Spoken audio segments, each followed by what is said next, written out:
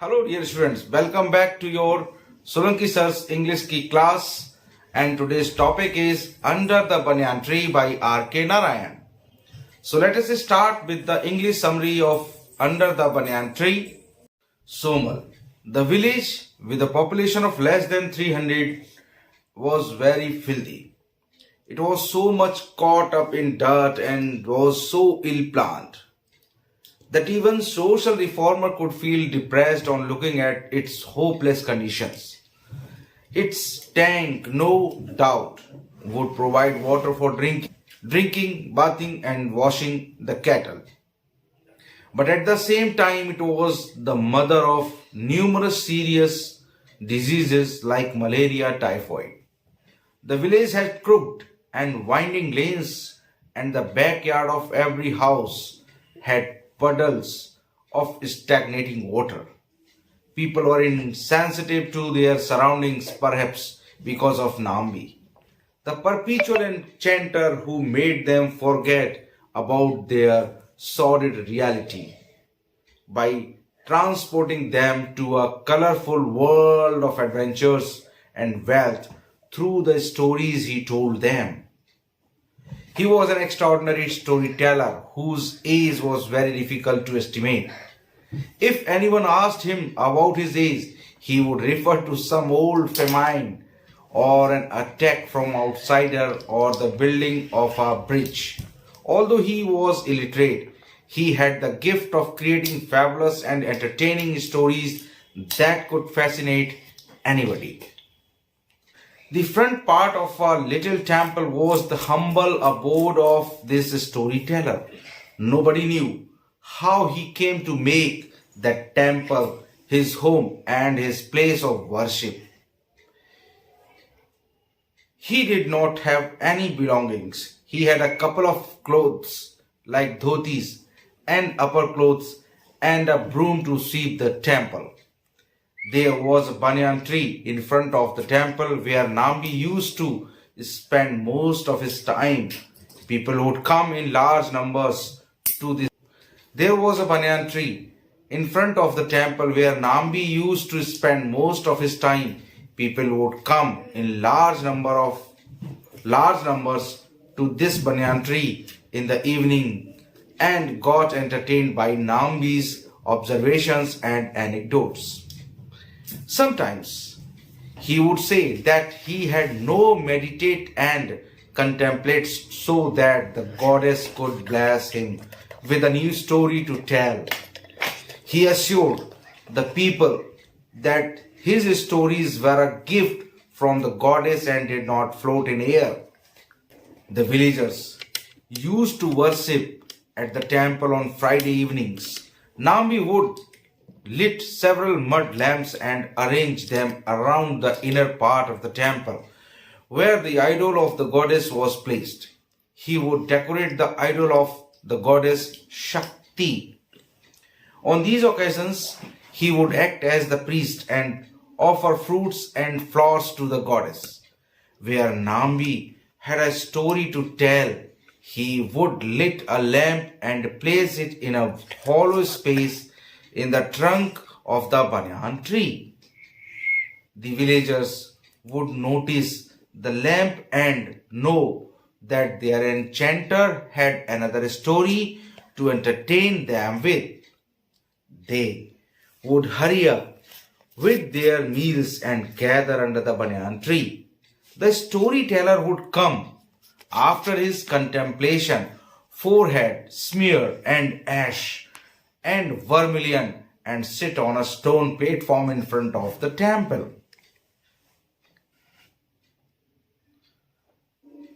Nambi used to start his story in an interesting way by pointing towards a vague and distant spot. He would begin his story by asking questions. He would talk about the great kings and their palaces, capitals, etc. He would describe in detail the pictures and trophies hung on the walls of the palace and sing the songs sung by the musicians of the kings. He used to build the story on an extended scale which required many days to tell it fully.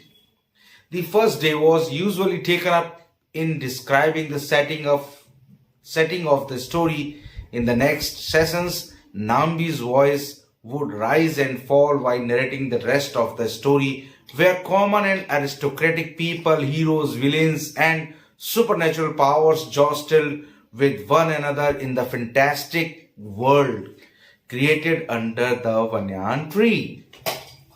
The simple villagers would get swayed emotionally with the incidents of the story. After the story session, the whole audience used to go inside the temple and prostrate themselves before the goddess. Usually, with every new moon, Nambi was ready with a new story. He never repeated the same type of story. This process went on smoothly for years. But one day, an unusual thing happened. He lit the lamp and his fans gathered to listen to him. He started telling the story of King Vikramaditya and one of his ministers, when all of a sudden he paused, repeated the same sentence, but found his words turning into unclear sounds. He thought for a while and prayed to the goddess that he should not fumble and waver in his art. He could not understand why all of a sudden he forgot the story. It was an experience which was humiliating and painful for Nambi. The villagers who were eagerly waiting for his next words were also greatly puzzled. As the time passed, they started chattering and after some time silently slipped away. Nambi was dumbstruck. He realized that he had grown old. He found that Mary, his old friend, was still sitting there while others had left. Nambi told him in disappointed strain that his head had refused to be his servant and had become disobedient and disloyal. Next day, he lit the lamp again and the villagers assembled faithfully. Nambi had prayed the whole day to the goddess not to leave him in lurch again. He started the story and went on for an hour. He thanked the goddess for not deserting him and continued his story.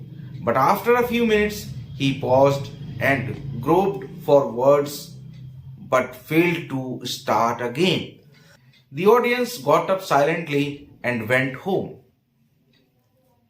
Nambi did neither curse nor blame the villagers as they could not wait for hours for the story. After 2 days, he started another story which lasted only few minutes and the gathering again withdrew. People started ignoring the lamp and Nambi wished that he would have died earlier. However, he shut himself into the inner part of the temple, ate little food and meditated in a motionless manner. When the next moon appeared, Nambi lit the lamp again. Only a handful of the villagers turned up. They waited for the others and finally the storyteller refused to narrate the story till the whole village gathered. On the next day, Nambi personally went around the village to tell the people that he had a wonderful story to tell and everyone should hear it. The villagers felt happy to know that the enchanter had regained his powers and a large crowd assembled under the banyan tree. But instead of telling a story, Nambi announced that he had become a dull and foolish old man who had lost his gift of storytelling. He added that the goddess was the giver and taker to this gift. He told them that the jasmine was useless without its smell and there was no use of the lamp when all of its oil was gone. He told that these were his last words and that was his greatest story. After that, the storyteller got up and went inside the sanctum. The surprised villagers could not understand it, and when some of them entered the temple and asked him if he had nothing where to say, Nambi remained silent and indicated through gestures that he had spoken his last words. After this, he would walk into any cottage he liked and sit silently for food and walk away as soon as he had finished his food. He did not demand anything more from them. There was an utter silence in the rest of the life of the storyteller. The writer thus shows how the artist loses his powers one day and his art becomes stale and lifeless.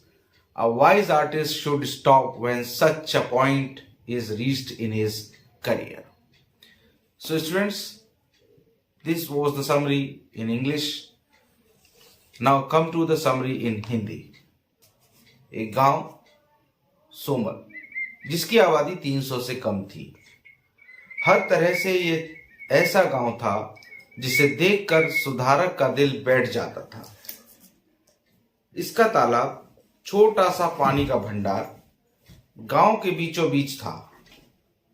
इसका पानी पीने, नहाने, मवेशियों को धोने, साफ करने के लिए इस्तेमाल किया जाता था और इससे मलेरिया, टाइफाइड और भगवान न जाने क्या क्या बीमारी फैलती थी। घर जहां तहां फैले हुए थे और गलियां इधर उधर एक दूसरे के ऊपर चढ़ती उतरती, काटती और हर तरफ बिखरी पड़ी थी। रहने वाले मुख्य सड़क की गंदगी फेंकने के लिए इस्तेमाल करते थे और घर के पीछे नालियों का पानी इकट्ठा था जिसमें हरी हरी काई के थप्पे तैरते रहते थे। ऐसा था ये गांव सोमल। हो सकता है कि यहाँ के लोग समझदार नहीं थे, लेकिन इससे भी ज्यादा संभव यह था कि उन्हें अपना माहौल दिखाई ही नहीं देता था, क्योंकि वे एक तरह के स्थायी आकर्षण में बंधे यहां रहना चाहते थे। ये आकर्षण था कहानी सुनाने वाले नाम्बी का। 60 या 70 का था यह आदमी, पर देखने में 80 या 180 का था। कौन बताता ये गांव ऐसा बसा था कि बस स्टैंड यहां से 10 मील दूर था।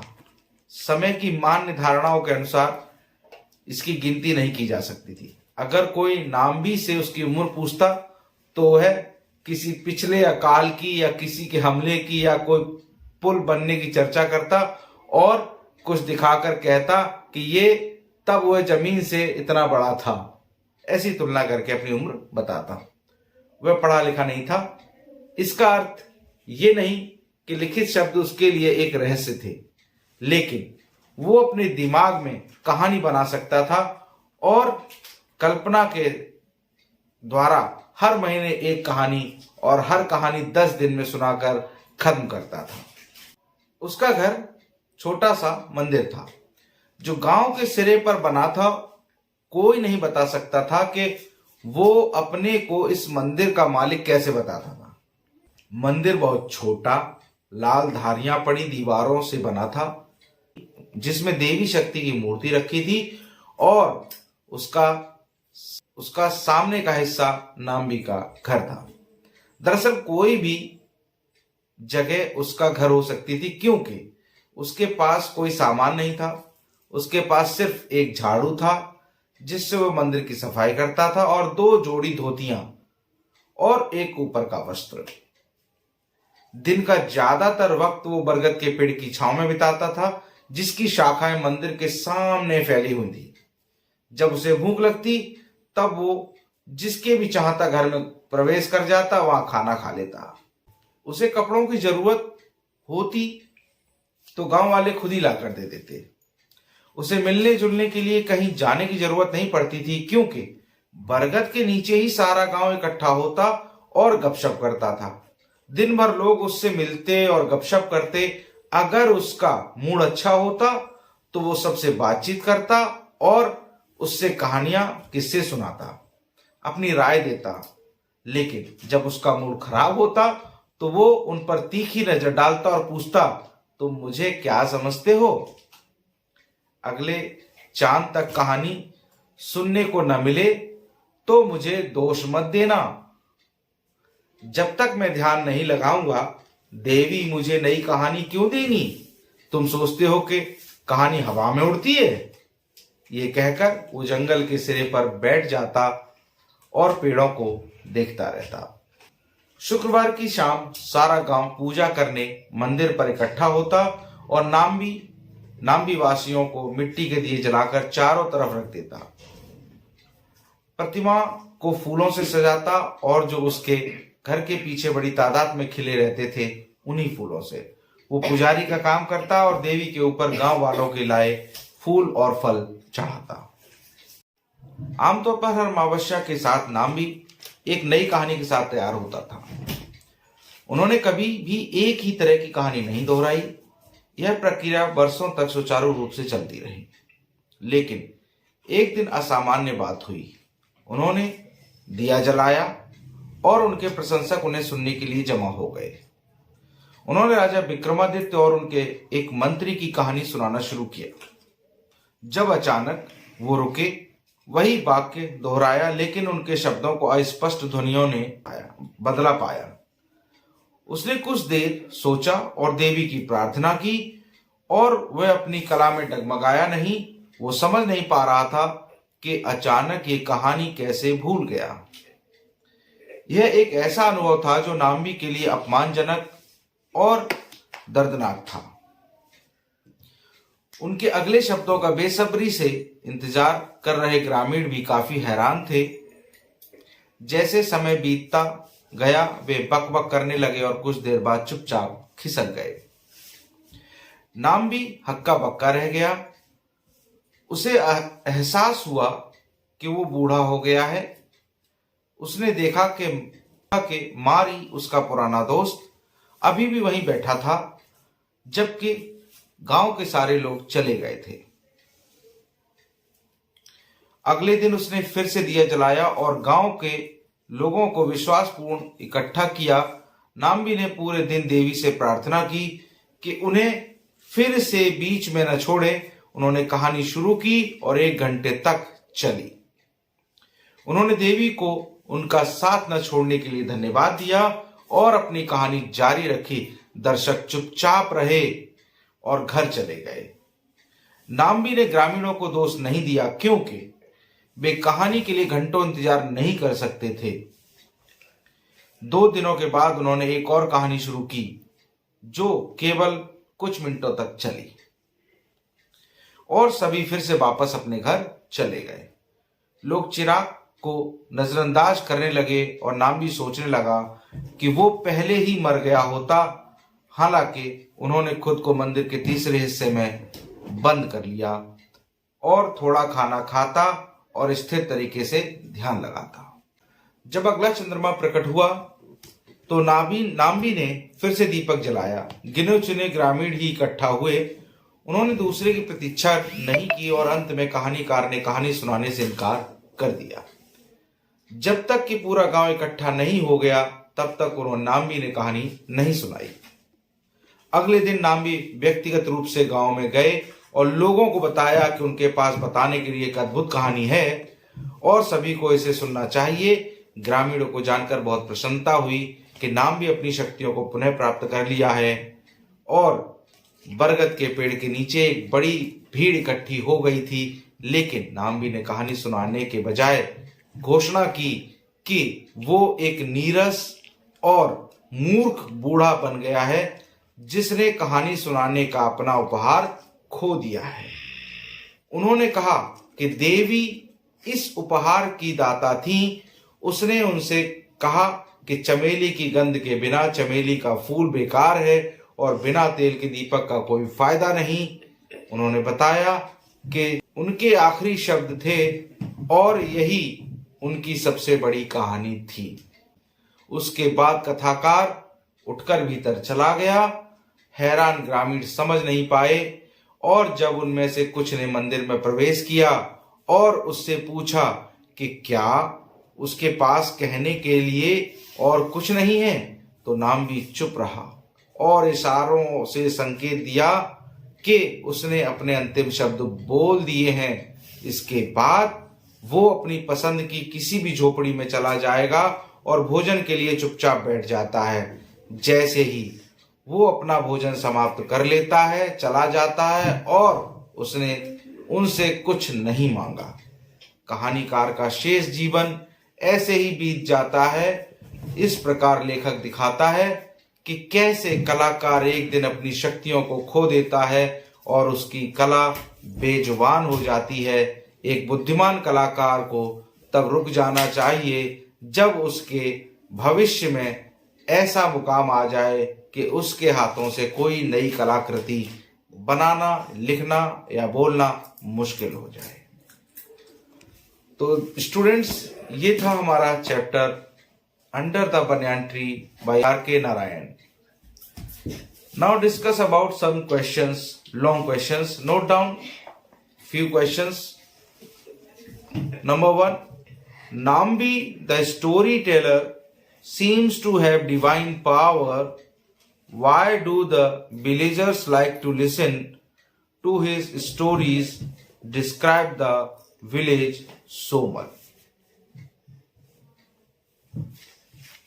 Note down second question. Draw a character sketch of Nambi. Third question. Critically examine the story Under the Banyan Tree by R.K. Narayan. Now, short questions. Number 1. What do you understand by enchanter? Why does the author call Nambi an enchanter? Second question. How was Narayan portrayed village life? Next question. How old is Nambi? What is his method of telling his age? Very interesting question this is. Next question. How do the villagers look upon Nambi? What is their opinion of the men? So students, these are few questions. If you find another question, you can prepare yourself and also prepare some objective type questions for your examinations. We will meet again in next class. Don't forget to share, like and subscribe my channel English Guru by SS Solanki on YouTube.